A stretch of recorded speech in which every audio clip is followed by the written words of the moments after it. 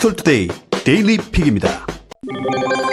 연예인 같은 유명인들의 유튜브 진출이 이어지면서 유튜브가 레드오션, 즉 경쟁이 치열해 성공하기 힘든 시장으로 치닫고 있습니다. iNews24의 보도에 따르면 유튜버를 매니지먼트하는 멀티채널 네트워크 사업자들이 잇따라 연예인과 파트너십을 체결했습니다. CJ ENM의 MCN 사업 다이아TV는 이달 개그우먼 박미선, 가수 전효선과 파트너십을 맺었는데요. 이 밖에도 강유미, 이수근, 윤보미 등 연예인이 다이아TV와 협력하고 있습니다. MCN 샌드박스도 최근 방송인 김구라와 그의 아들 그리의 유튜브 채널을 열었죠. 더본코리아 대표이자 방송인 백종원은 지난해 6월 유튜브 채널을 개설해 7개월 만에 구독자 330만 명을 모았습니다. 백씨의 채널은 지난해 개설된 유튜브 채널 중 구독자가 세 번째로 많은 채널로 선정되기도 했습니다. MCN 업계 관계자는 연예인의 경우 유튜브에서 기성 미디어보다 제약 없이 다양한 콘텐츠를 보여주고 수익도 얻을 수 있기 때문에 연예인 기획사 등에서 MCN에 접촉하는 경우가 많아졌다며 MCN이나 관련 업체 쪽에서도 인지도나 진행 능력, 협찬 수주의 장점이 많은 연예인 유튜버가 나쁠 게 없다라는 의견을 내놨습니다. 인지도가 높은 연예인과 경쟁해야 하는 일반 유튜버들은 대기업의 골목 상권 침해와 같다는 반응 속에 적자 생존 경쟁을 호소하는 경우도 나오고 있습니다. 유튜브 간 경쟁이 격화되면서 일부 유튜버는 인기를 위해 신상을 속이거나 자극적인 영상을 내걸어 논란이 되기도 했는데요. 유튜버 A씨는 장애인이 아닌데 장애인인 것처럼 일상 영상을 게재했다는 의혹을 받았죠. A씨는 증상을 과장했다고 사과했지만 장애가 있는 다른 유튜버와 이용자들의 비판을 피할 수는 없었습니다. 인기 유튜버 B씨는 지난해 유튜브에서 건강식품 허위 과장 광고를 하다가 법원으로부터 벌금형을 받기도 했습니다. 어린이 유튜버 콘텐츠는 지속적으로 논란이 되면서 구글은 지난 7일부터 아동용 콘텐츠에 대해선 댓글, 맞춤형 광고를 제공하지 않고 후원 아이템을 판매하지 않기로 했습니다. 업계 관계자는 자극적인 콘텐츠가 범람하다 보면 제약이 많아지고 그렇게 되면 매니지먼트를 제대로 받지 못하는 일반 유튜버들이 경쟁하기 더 어려운 구도가 될 것이라며 유튜브로 성과를 거둘 수 있는 장벽이 높아지고 있다고 말했습니다. 유튜브의 자동 완성 검색어 알고리즘이 음란 키워드를 반영하고 있다는 지적에 방송통신위원회가 즉각 유튜브와 협의해 해당 검색어를 삭제 조치했습니다. 방통위는 부적절한 자동 완성 검색어를 사업자가 자율적으로 신속하게 조치할 수 있도록 유튜브, 페이스북과 협의 진행했다고 밝혔는데요. 유튜브는 자동 완성 검색어가 자체 운영 규정 위반 콘텐츠 검색을 유도하는 경우 이를 삭제하고 있습니다. 또 부적절한 자동 완성 검색어는 이용자가 상시 신고할 수 있습니다. 방통위 관계자는 한 매체에서 문제 제기한 음란 키워드 자동 완성 검색어는 즉시 삭제 조치했다며 페이스북은 혐오, 성착식성 자동 완성 검색어를 상당 부분 삭제한 바 있고 앞으로도 지속적으로 검토 후 조치할 계획이라고 설명했습니다. 금융당국이 올해 핀테크 지원 예산을 대폭 늘렸지만 보안 예산은 줄여 일부 논란이 일고 있습니다. 디지털투데이 보도인데요. 핀테크 활성화와 비례해 보안에 대한 우려가 커지고 있는 상황에서 다소 아쉬운 예산 편성이라는 지적이네요. 금융권에 따르면 금융위원회는 올해 핀테크 지원 사업 예산으로 198억 6,800만 원을 투입하기로 했습니다. 이는 전년 지원금이 101억 3천만 원의 2배 규모입니다. 신규 사업으로 일자리 매칭 2억 원, 금융 클라우드 34억 4천만 원, 전문 인력 양성 14억 4천만 원 등의 50억 원 가량이 새로 편성됐습니다. 테스트베드 운영과 맞춤형 성장 지원 프로그램 등 기존 사업들의 예산도 적게는 16억 원대, 많게는 96억 원대까지 증액됐습니다. 반면 올해 보안 지원 예산은 전년보다 29%가량 깎인 7억 300만 원인데요. 지난해 금융위는 오픈뱅킹 시장의 안착과 핀테크 기업의 보안 수준 강화를 위해 추가 경정 예산 9억 8,500만 원을 수혈한 바 있습니다. 비용은 혁신금융 서비스와 오픈뱅킹 등에 참여한 각 중소기업의 보안, 서비스 취약 점검 비용 75%를 대주는 데 쓰였습니다.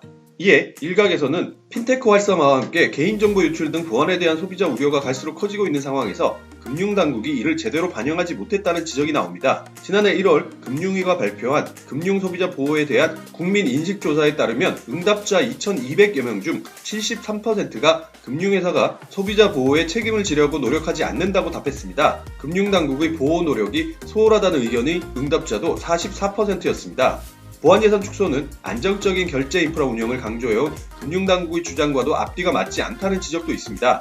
은성수 금융위원장은 지난달 18일 오픈뱅킹 서비스 출범을 알리면서 지금까지 지급결제 분야의 고속도로 구축에 매진했다면 이젠 안전한 운영이 중요한 시점이라며 철저한 안전과 보안이 전제돼야 소비자의 신뢰를 얻을 수 있다는 점을 유념해달라고 말한 바 있죠. 권대영 금융위 금융혁신기획단장도 지난 16일 핀테크 정책 설명회에서 신뢰와 안전을 기반에 두지 않은 혁신은 물거품이 될 것이라고 말했습니다. 학계에서도 질책의 목소리가 나오는데요. 정부가 기존 서비스의 보안 점검은 등한시하면서 새 사업 투자에 힘을 쏟는 게 아니냐는 것인데, 권원영 고려대 정보보호대학원 교수는 지난해 정부는 예산 계획에 보안 부문을 분류해놓지도 않은 채 늑장 추경으로 확보했고 올해엔 항목화는 했지만 예산을 크게 줄였다면서 금융보안에 대한 정책 의지가 미흡한데도 신뢰를 강요하는 꼴이라고 꼬집었습니다. 전기차에 대한 보조금 체계가 연비와 저소득층 배려 등의 기준에 따라 개편됩니다. 기획재정부는 무공해 자동차 보급 정책 설명회를 열고 무공해차 보조금 체계를 개편했다며 이같이 밝혔습니다. 앞으로 성능 환경성에 따른 최대 보조금 격차가 늘어날 전망인데요. 승용차 기준으로 예전에는 성능 환경성 차이가 아무리 나도 19개 차종 중 18개가 보조금 상한액을 받았다면 개편 뒤에는 20개 중 7개만 상한액을 받게 됩니다. 그만큼 보조금 최저와 최대 액수 차이에 차이가 벌어져 전기차 기업의 성능 환경성 향상 요인으로 작용하겠네요. 전기 승용차에 한해서 소득 수준에 따라 보조금을 차등 지급하는 조항도 생기는데, 이에 따라 중위소득의 절반 이하에 해당되는 차상위 계층은 총 보조금 산정액의 10%를 더한 값을 받게 됩니다. 예를 들어 현대의 승용차 코나를 구입해 국고 보조금 820만 원을 받기로 했다면 차상위 계층은 이에 10%를 더한 약 900만 원을 지급받습니다. 다만 전기차와 내연차의 가격 차이가 좁혀짐에 따라 전기차 보조금 상한액도 축소 조정됩니다. 기존 보조금 상한액이 일반 900만원, 초소형 420만원이었다면 이번 개편으로 일반 820만원, 초소형 400만원으로 축소됩니다. 차상위 계층의 승용차 구매 시에만 기존 보조금 상한액이 유지됩니다. 이외에도 보조금 지급 기준에 해당 지자체에서 일정 기간 거주해야 하는 조건을 포함해 부정수급을 막았습니다. 위장 전입 등으로 보조금을 부정수급하면 즉시 환수되고 승용차는 생애 첫 차일 경우 우선순위 대상이 됩니다. 가상화폐 소득을 복권 수익과 동일한 기타 소득으로 분류하려는 정부의 움직임이 포착됐습니다. 해석에 따라 암호화폐 투자에서 손해를 봐도 세금을 내야 할 수 있어 업계는 강하게 반발하고 있는데요.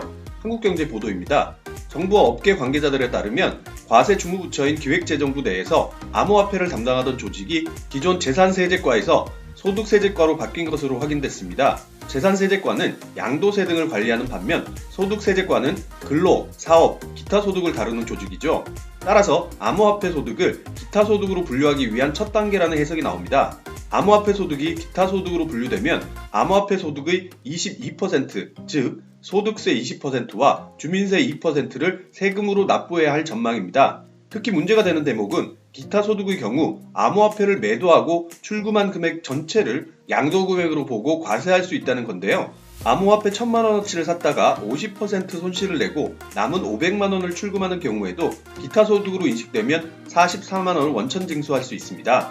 실제로 지난해 11월 국세청은 암호화폐 거래소 빗썸을 이용한 외국인 이용자들의 지난 5년간 암호화폐 소득을 기타 소득으로 분류, 손익에 상관없이 출금액 전체 금액의 22%의 세금을 매겨 800억 원대 세금을 추징한 바 있습니다. 암호화폐 소득에 최대 42%의 고율 세금이 부과될 수 있다는 점도 논란인데요. 현행법에 따르면 기타 소득은 필요 금액을 공제한 소득액이 300만 원을 초과할 경우 종합소득세에 합산돼 금액에 따라 최소 6%에서 최대 42%의 세금을 추징할 수 있습니다. 하지만 암호화폐 소득이 양도소득으로 분류될 경우 종합소득에 합산되지 않아 순수 거래 차익에 대한 세금만 납부하면 됩니다. 알려진 대로 암호화폐 소득이 기타 소득으로 분류될 경우 암호화폐 업계 위축은 물론이고 암호화폐 자본의 해외 이탈이 가속화할 것으로 보입니다. 중국이 자랑하는 세계적 문화유산인 자금성 내에서 찍은 사진 한 장으로 중국을 발칵 뒤집어 놓은 홍삼다이가 이번에는 시험 문제 유출 논란에 휩싸였습니다. 홍콩 명보에 따르면 지난 17일 오후 뉴사바오 LL이라는 계정을 가진 젊은 여성이 웨이보에 자금성 내에서 찍은 사진 한 장을 올려 파장을 일으킨 후 중국의 누리꾼 수사대는 그에 대한 수사를 이어가고 있습니다. 당시 여성은 휴관일인 월요일 폐화문학 광장에 벤츠사의 SUV를 세워둔 채 친구들과 함께 사진을 찍었는데요. 도널드 트럼프 미국 대통령 등 외국의 국가 원수에게도 허용되지 않는 자금성 내 차량 진입이 일개 개인에게 허용됐다는 사실에 중국이 발칵 뒤집어졌었죠. 누리꾼 수사대가 밝혀낸 바에 따르면 가오루라는 이름의 이 여성은 중국의 관광 정책을 총괄하는 중국 여유국 국장을 지낸 허광웨이의 며느리이자 혁명원로 허창궁의 손자 며느리라고 하네요. 그의 배경이 밝혀지자 중국 전역에서는 혁명원로의 2세인 홍얼다이에 이어 그의 자녀, 사위, 며느리 등 이른바 홍삼다이가 특권 의식에 젖어 위법 행위를 대놓고 저지르고 있다는 비난 여론이 들끓었습니다.